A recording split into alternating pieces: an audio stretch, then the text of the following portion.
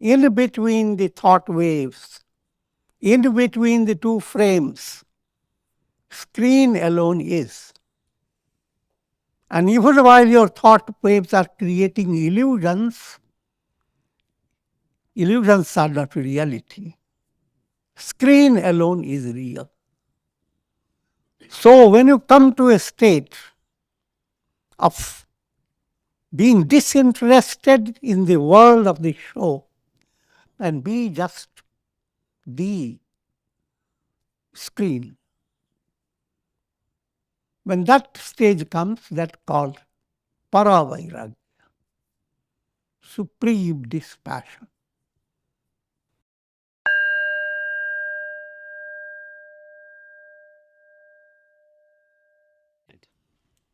Om Purnamadaha Purnamidam Purnat Purnamudachyate Purnasya Purnamadaya Purnamevavashishyate.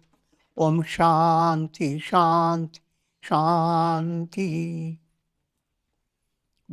Om Brahmanandam Paramasukadam Kevalam Jnana Murtim Dvandvatitam Gagana Sadrisham Tattvamasyadirlakshyam Ekam Nityam Vimalamachalam Sarvadhi Sakshi Bhutam Bhavatitam Trigunarahitam Sadgurum Tam Pranamami. Om. Adorations to Brahman, the giver of supreme bliss, embodiment of pure consciousness, one without a second, vast, the ether, infinite, eternal, beyond the three gunas and their modifications, the supreme preceptor.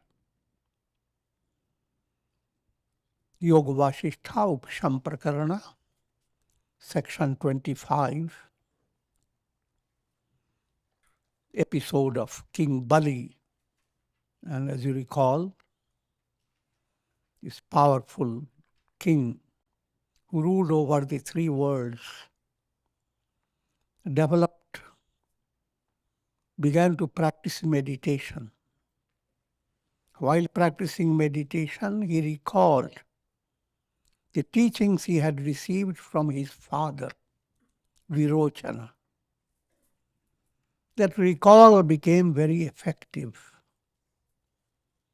And presently he has attained a very advanced state of spiritual awakening within himself.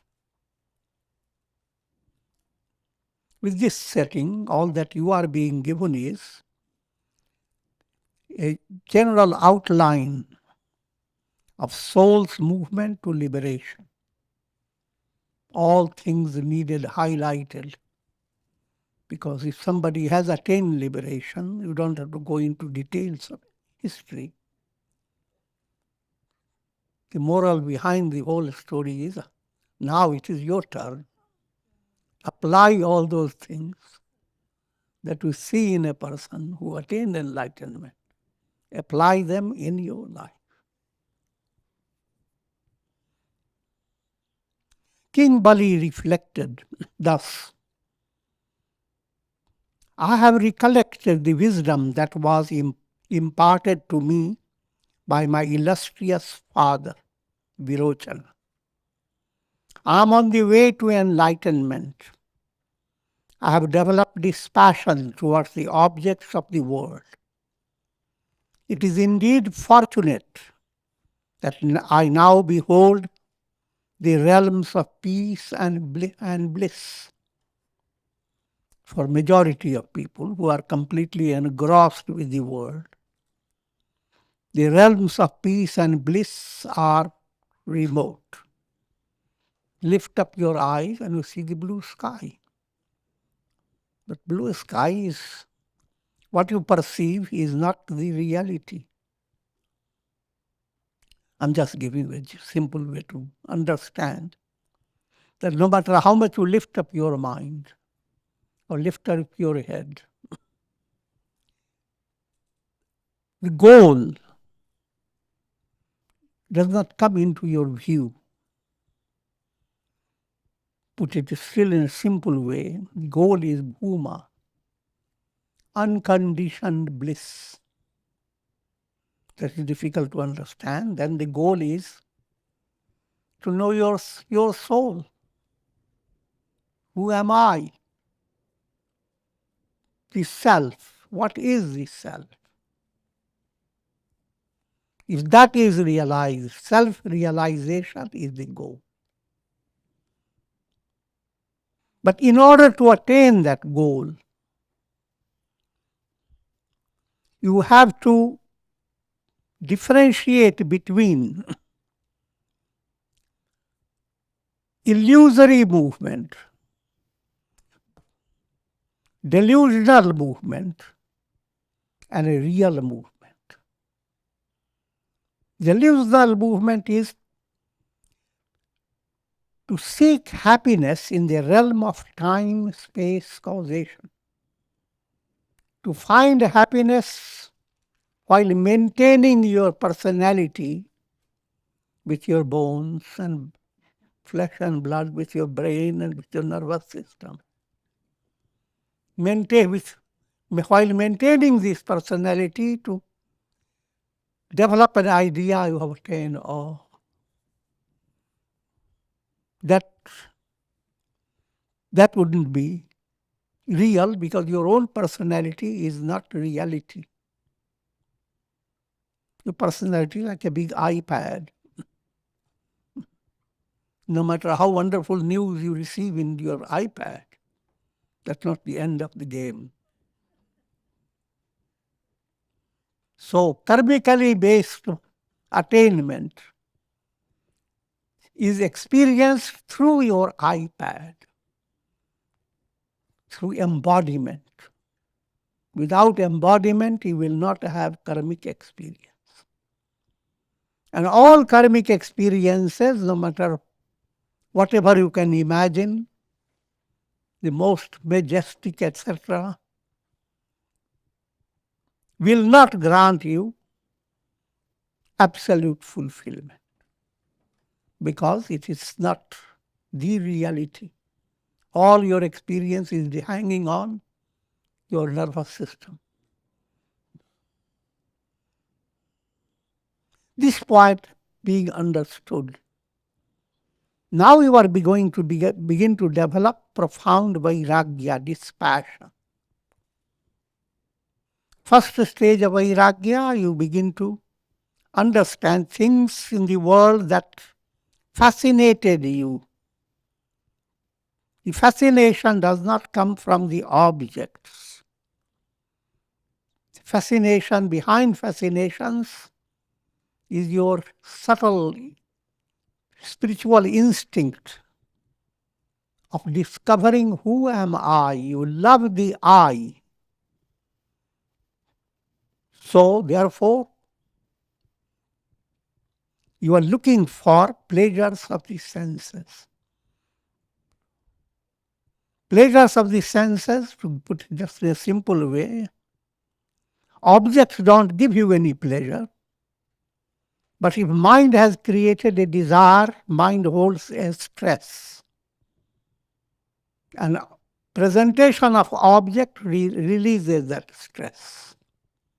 When the stress is released, it is not the object that gives you happiness, but you.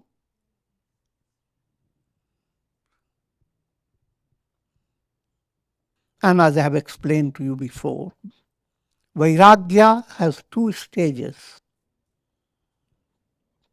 First stage of Vairagya, to understand the world that is filled with lots of objects and lots of possibilities, lots of pleasures.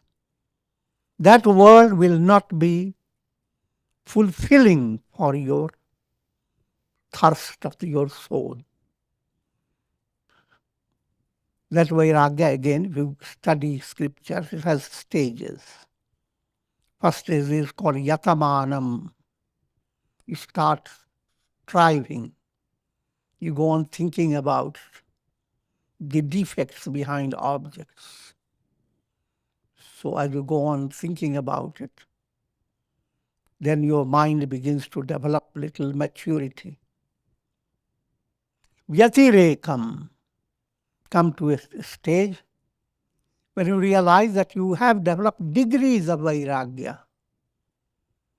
To certain objects, you know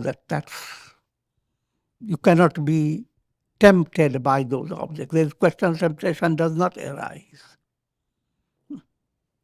A person dealing with gold and rich with gold will not be tempted by copper, silver, or ordinary glass.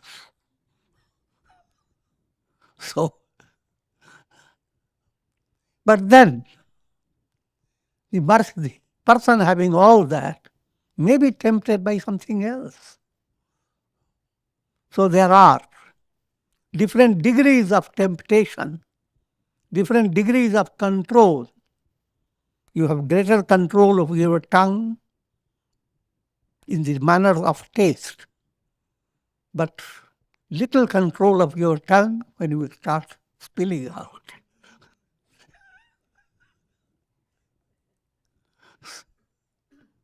To figure it out, that's a joking manner. You can control your tongue, but you may not have control over your ears. And so, these degrees of control, when you become aware, vyatirekam. Third stage called vashikaram. You have developed mature control. You are not worried about the degrees. You are not tempted by quantity. This much doesn't tend to, but this much will.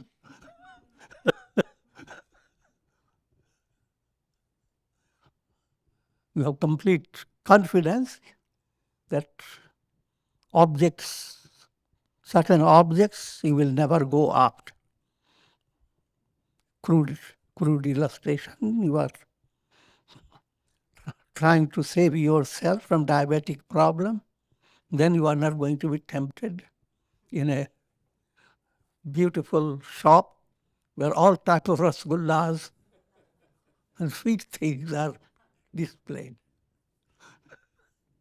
You can enjoy them, looking at them, take pictures of them, show those pictures to your children, but you are yourself not. That's called vashikar. Then comes ekendriyam. Ekendriyam means you don't count your senses. Mind is the only thing that matters. Mentally you have decided not to go through a certain allurement or temptation. Your mind keeps you completely safe. You don't have to close your eyes or put bandage over the eyes or shut up your ears. Some people do practice pratyahar in an early stage by physically separating from the objects. But that's disciplinary state. In advanced state, mind is that matters. If mind is not interested, let your eyes go on looking. Let your ears go on hearing. What does it matter? Up to this stage, the Vairagya is called Paravairagya, lower Vairagya.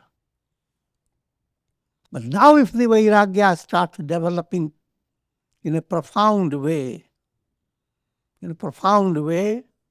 that's where it's a very tricky and subtle insight is needed to see the difference between experiences caused by mental projection. Vrittis are creating experiences. All experiences created by mind, that's not reality. But what is behind your mind, where mind dissolves and simply vanishes? What is behind your mind is pure consciousness, awareness, Brahman, the self. Attainment, realization of that self. puts an end to all thirst. Again, giving you a simpler illustration, in a cinema show, some people don't like the word cinema, in a filmy show,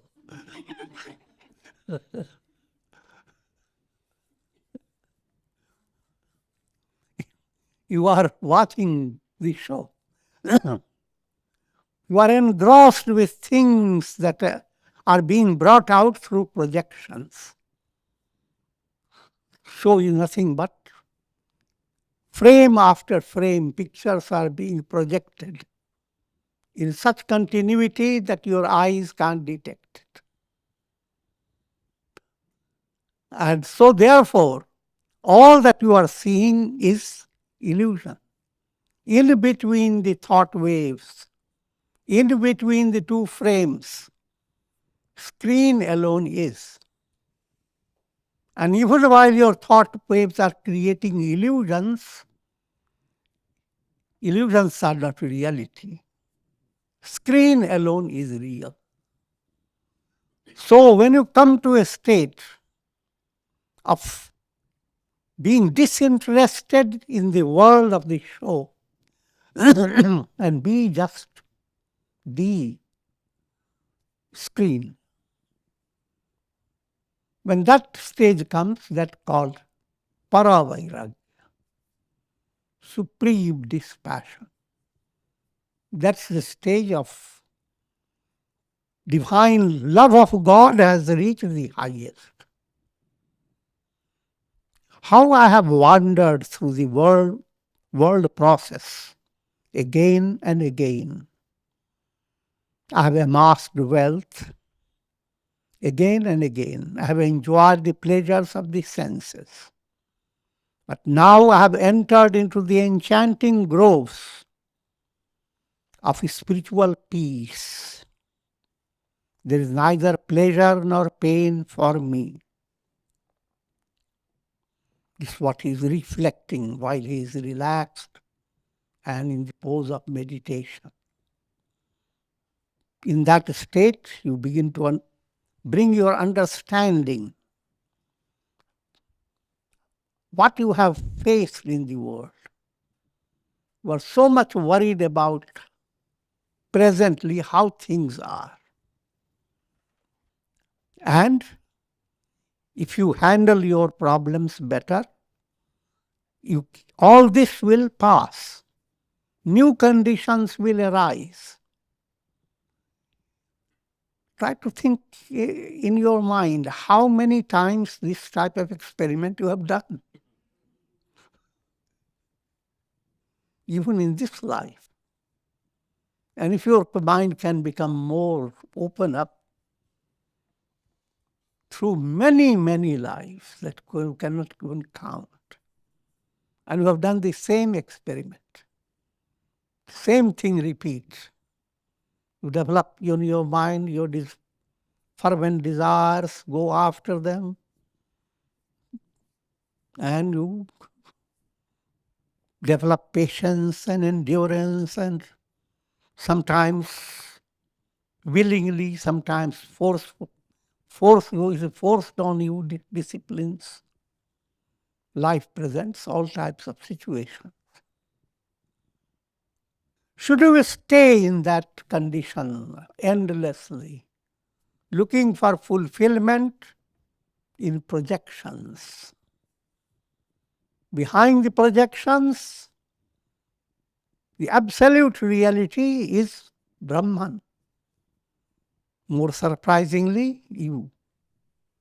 Behind all that, you are there. You, the real big you, big Y.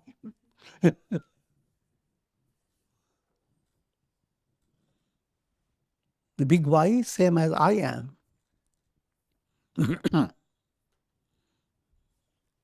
And again, for easier understanding, think of your dream. You go through so many things in your dream, handle so many problems, and all the time things that are giving you problems, things are resolving your problems, and all details, what's the reality behind them? You. So why don't you grab you and spill out the dream?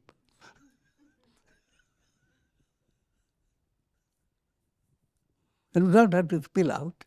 Just understand dream is illusory. The world that is you are experiencing through your mind and senses, that should not drown you.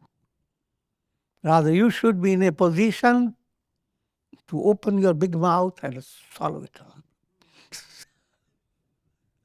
I'm joking, but try to understand. That's what you do to your dream. When you wake up, the entire dream is swallowed up by you. You didn't have to open the mouth. I'm joking. How vain is the pursuit of perishable wealth. All the wealth that you talk about in this world, it's transient. So many parables are given about that. How Alexander tells his grieving mother when Alexander was about to die.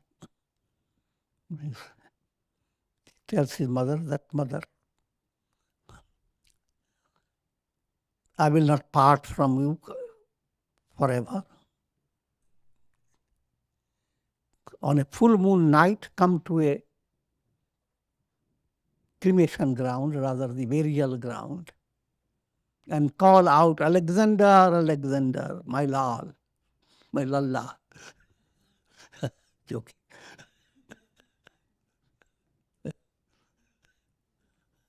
"And I will talk to you because I love you." She felt consoled. And after his death, she waited for the opportunity, went to that type of burial ground and shouted out, "Alexander, Alexander."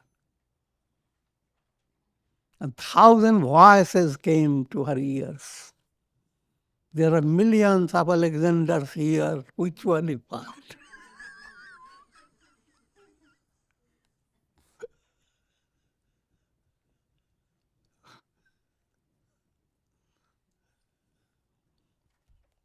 So all your gain in the world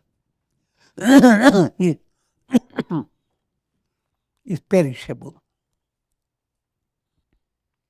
Driven by ignorance, I made my body dance like a puppet and have inflicted it with fires of untold sufferings.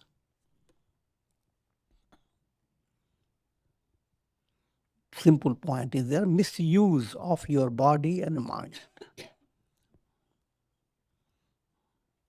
Going after things that are not going to be substantial. And that's the miserable predicament of life lived under ignorance.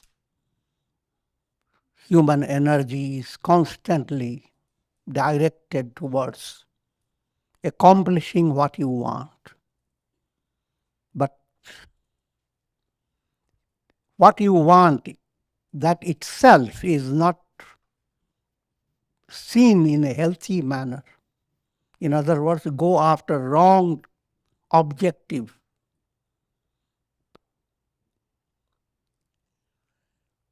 All your energies are directed, your senses, your mind, your intellect, your feeling, all become involved actively in acquiring your objective, your goal. Another point here is, if you let your mind be under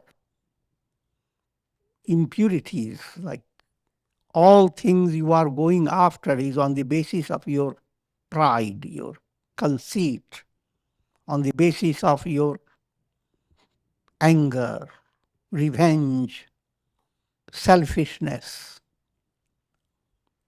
then what's happening? These negative energies, they are getting the opportunity of abhyasa. Abhyasa is repeated effort. The positive one in you should have that opportunity, not the negative one. But your whole life is now unable to understand the point. The negative one is allowed to have all its austerity. The scriptures give you allegorically. The demons decide to be more demoniac. They practice austerity. Suddenly they adopt a certain pose, dhruvasana or tree pose or whatever. And they will not be shaken. Big temptations come and they remain unshaken. The negative in human being does the same thing. Day by day, the world has presented, or the world is always full of boundless glory of God. There's so much positive here you can't imagine. God is the reality behind all. But that will be at the high level to have proper understanding. But even before reaching the high level, your life presents so many situations that are very positive. There is a situation to allow your good-heartedness to be fulfilled. Situation to exercise your humility, goodness of your heart, to enjoy inner fulfillment, inner peace. All these are ignored. And you live a whole day of life completely engrossed in little things. You may very easily say, well, I don't have time. What can I do? But the fact is, if you develop slightest positivity in your mind, you develop slightest good habits, your life will become more precise. You will not be wasting your energy. It will be more qualitative. It will intensify your inner understanding. You are saving your time. And you will have so much time, you will know what to do with it. Again, I'm giving allegorical way of understanding.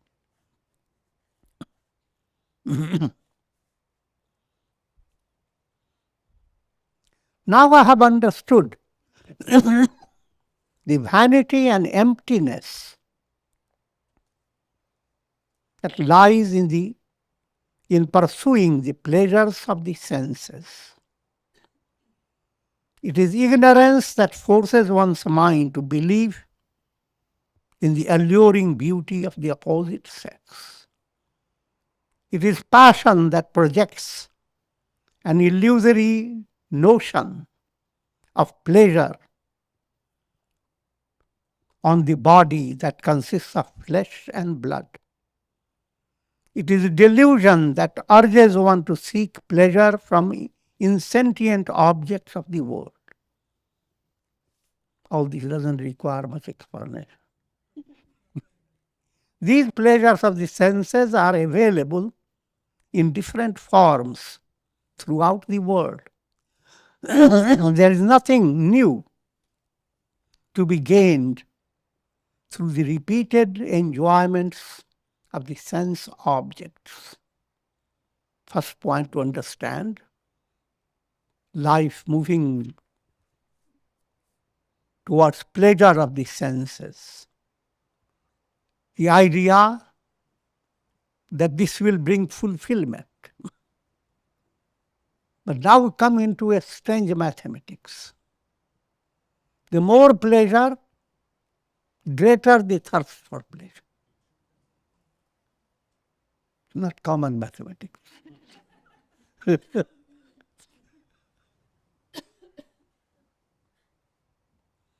Krishna na jirna, vayameva jirna.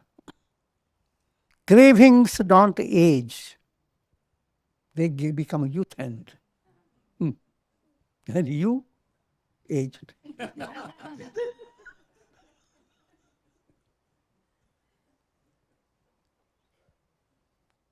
Aging body living with a youthful craving.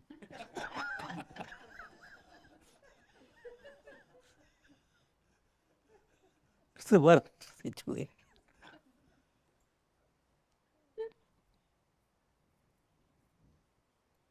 Therefore, having renounced all the desires of the heart, I now abide in my very own self. Alas, led by delusion, I pursued the goal of becoming an absolute monarch of the three worlds. In vain did I fight with gods for a long, long time. This, in a storyline, you view all this as a history that Bali was like a king and he controlled all the three worlds. The people don't, when you study stories, rationality has to be put away.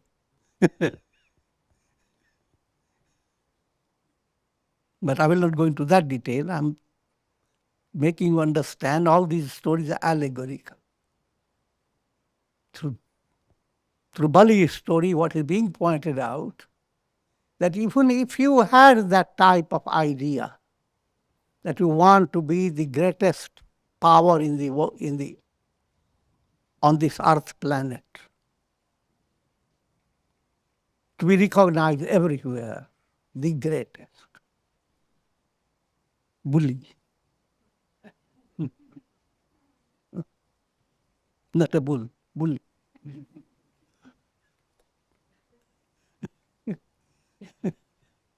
You are as stupid as if you develop conceit about just possessing a small village. Error is error. Negativity is negative. Poison is poison. Here it is not the quantitative type of poison. I'm talking about ignorance and knowledge.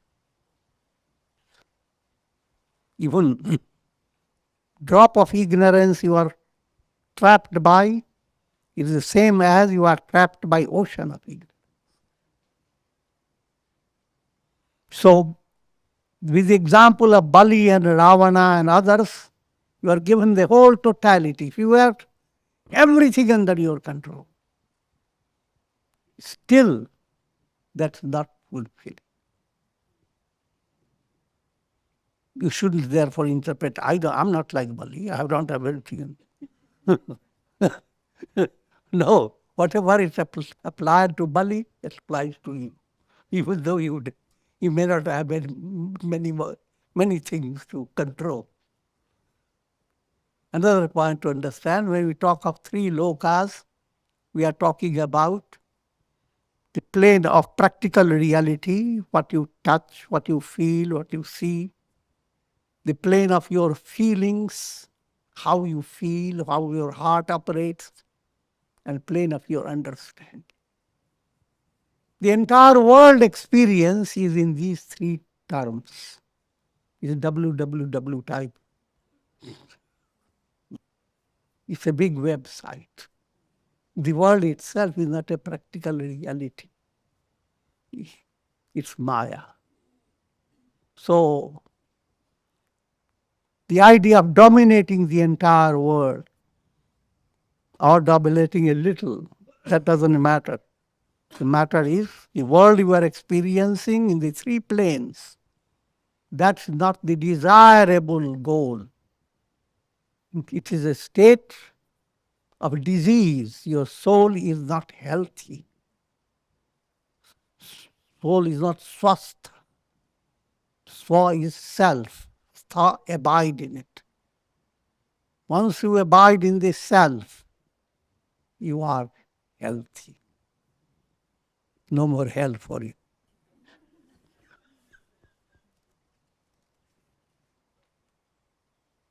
These pleasures of the senses are available in different forms throughout the world.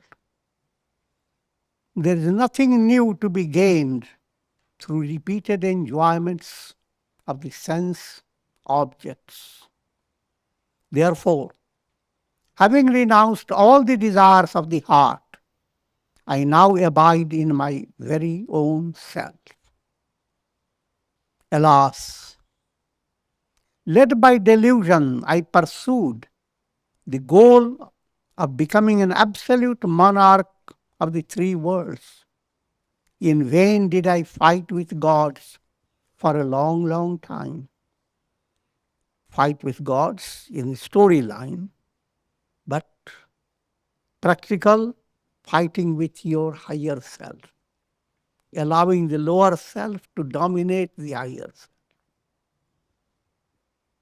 Even the attainment of becoming an absolute monarch over the three worlds is nothing.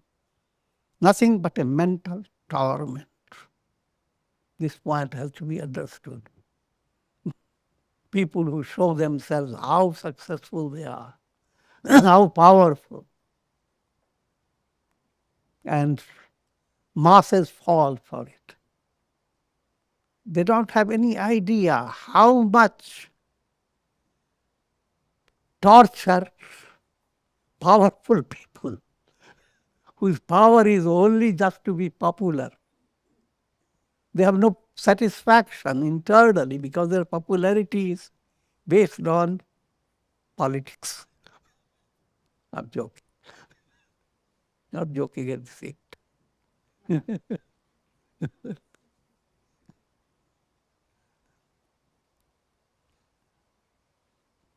In other words, to retain your popularity, constantly your mind is involved from morning till night, constantly planning, constantly trying to stop those who are hurting you, sustain your animosity, go after your enemies, crush them, and then experience the reactions. And there is not a moment in life where there is real peace. So therefore, that should not, for wise people, for sensitive aspirants, the goal is not just to enter into a job that will give you a lot of popularity. At the same time, don't become deluded. If you are Godward, you can handle great empires. King Janaka is an illustration. And internally, you have no ego inflammation.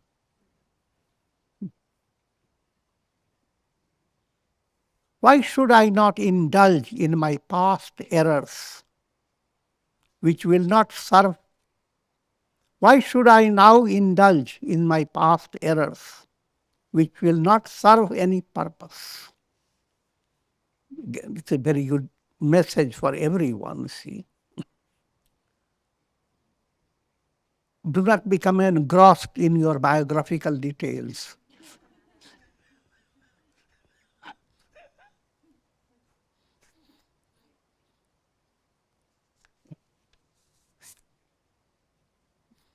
Be fascinated. This is my biography.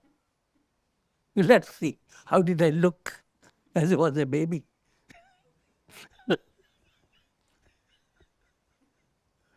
But while doing that, oh, why didn't I avoid that miserable thing?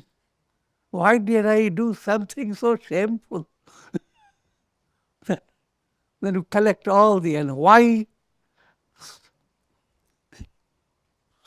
certain demoniac personalities harm me in a particular way. All those memories about things that you should have done better, and that you begin to regret about things that you didn't do in the way it should be done. All that doesn't matter if you are moving on a spiritual path. A reflected sun that wants to realize who am I doesn't have to hold on to what pot was I in, what type of water was there, how much dust, and how many negative things were in the water.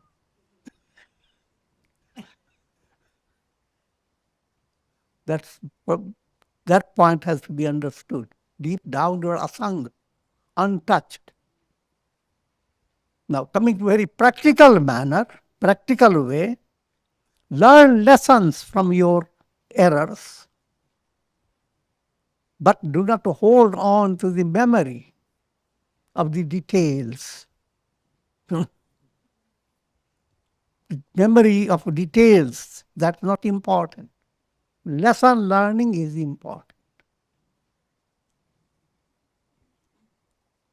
Therefore, let me proceed towards the spiritual goal of becoming established in the self. Self-realization, that's the goal. Let me seek the guidance of my spiritual preceptor, sage Shukracharya. Shukracharya is always in Puranas described as guru of demons. But what you don't understand, a guru who can handle demoniac energy has profound insight, and in other words, he is a great guru. So Shukracharya in Yoga Vasistha has nothing to be he is not limited as a demon guru. He is enlightened personality, absolute Vedanta. Section 26. He receives now directly teachings from Shukracharya. Sage Vasistha continued, O Rama, having reflected thus, King Bali invoked the presence of sage Shukracharya, his spiritual preceptor. In a storyline, all that he did, the moment he felt that he must receive teachings directly from the Guru, he simply wills and Guru comes. Subtle point. Same thing happens with everybody. When you are really ready in divine plan, you come to in conjunction with those who can inspire. In every aspect of your life. Aspect means if you are patient and you are living a healthy style of life, you will find a right type of doctor which will give you the right type of medicine and make you healthy. Now coming to the spiritual guru relation, a soul in this cosmic plan is gloriously benefited by divine grace, called kripa. Divine grace comes in 4 ways. First is called Ishwar kripa. That's the all-inclusive. Second is Atma kripa. Led by divine grace, an aspirant, any one of you, led by divine grace, develops that idea, develops that resolution, may I attain enlightenment. Hunger for spiritual knowledge. So, the idea that comes in you, may I control my mind, may I enter samadhi, may I have communion with God. This may I, you are saying, your soul's grace is with you. Otherwise, it will not be possible. There are lots of good things to go after. I'm joking. And the third one is called Shastra Kripa. Though you study scriptures, the wisdom of scripture remains far away. And so you go on, scripture after scripture, and you are not benefited. On the other hand, you develop a spiritually sensitive personality, and smallest scripture begin to pour into your heart profound knowledge. The Guru Kripa, Shastra Kripa, Atma Kripa. And in that process, you come in conjunction with Guru. And Guru Kripa. Guru Kripa, Atma Kripa, Ishwar Kripa, Shastra Kripa. The four Kripa comes under four aspects. So, Shukracharya appeared in a storyline, like a magic suddenly appears. But your life also brings miraculously type of people that will inspire you.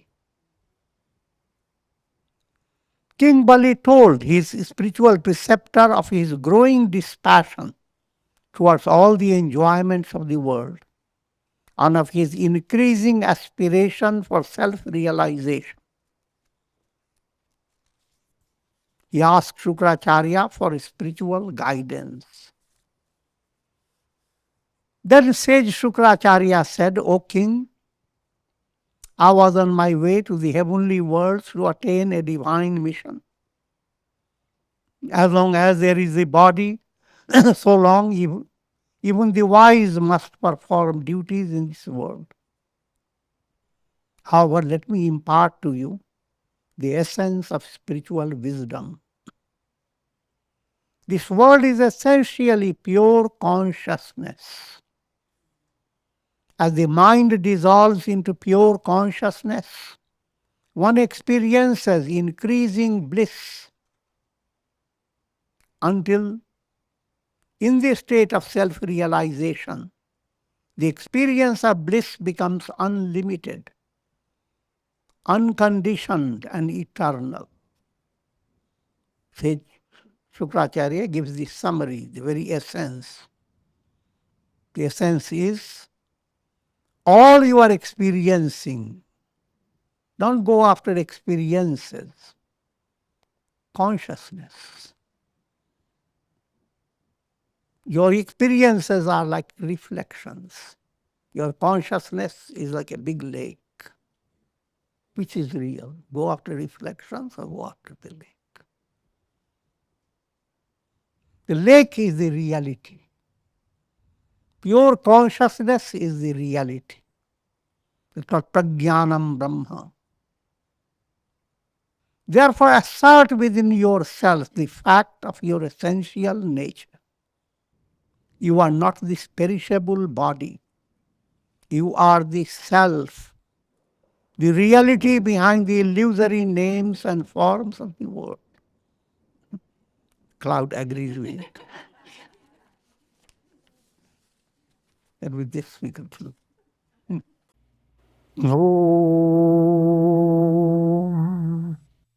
Purnamadaha Purnamidam Purnat Purnamudachyate Purnasya Purnamadaya Purnamevavashishyate Om Shanti Shanti Shanti.